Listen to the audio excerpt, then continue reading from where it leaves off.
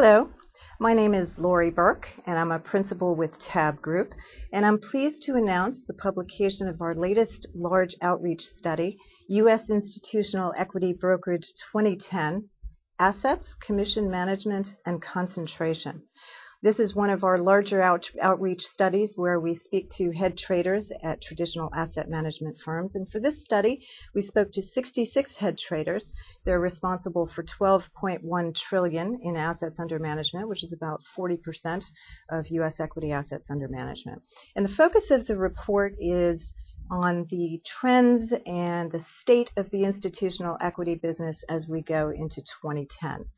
The first trend that we focus on and that we highlight is the results and the ramifications of the decimation of assets under management on the buy side.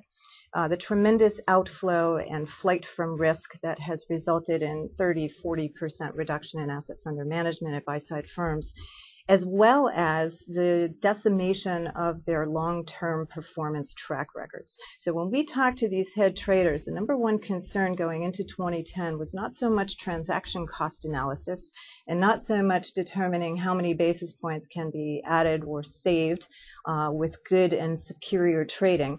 It was more, how do we generate alpha? How do we generate that positive relative performance relative to our peers and bring back those assets under management? And that means the consumption of content.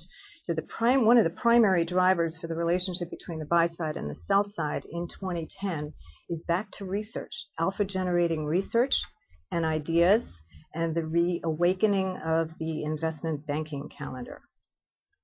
The second trend that we identify is really a result of the first, and that is the increase in use of CSAs and the arrival, finally, of the formal unbundling of buy-side equity commissions.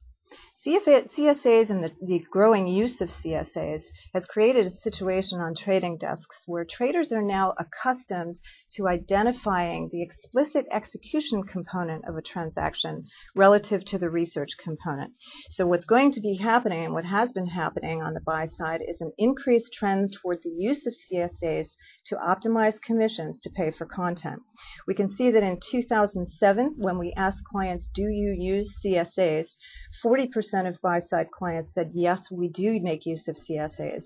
And by 2009, over two-thirds, 65%, just about two-thirds of buy-side accounts were using CSAs.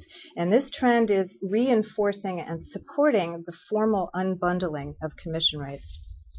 Not only are more buy-side firms using CSAs, but traders project that a greater percentage of the gross commission budget that they pay to the sell side will flow through CSAs in the future. So their use of CSAs is growing, but more importantly, the percentage of their commission budget that flows through CSAs will increase.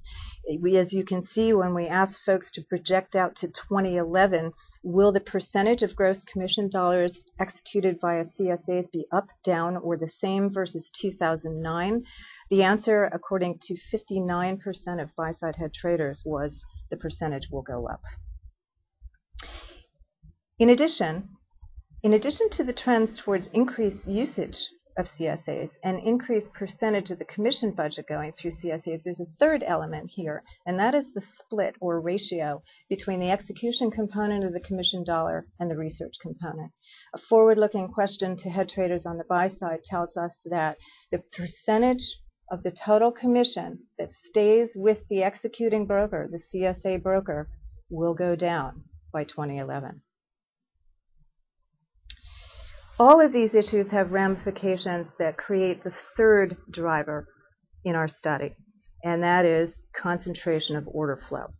The buy side has continued to concentrate a greater percentage of their trading activity with a smaller number of brokers. In 2009, on average, buy-side firms traded with 12 core brokers, and those 12 core brokers comprised 71% of the total commission budget paid to the street. So this trend of concentration of order flow will continue. And the number one business driver, as you can see here, going forward into 2010 for paying these core brokers has flipped from what we've seen in the past, liquidity and the provision or access to liquidity, to alpha generating content. On the right-hand side of our slide, you can see that in 2008, when we asked, why do you pay your top brokers? What is the most important thing that they can provide you? The number one answer at the top on the right was liquidity and flow.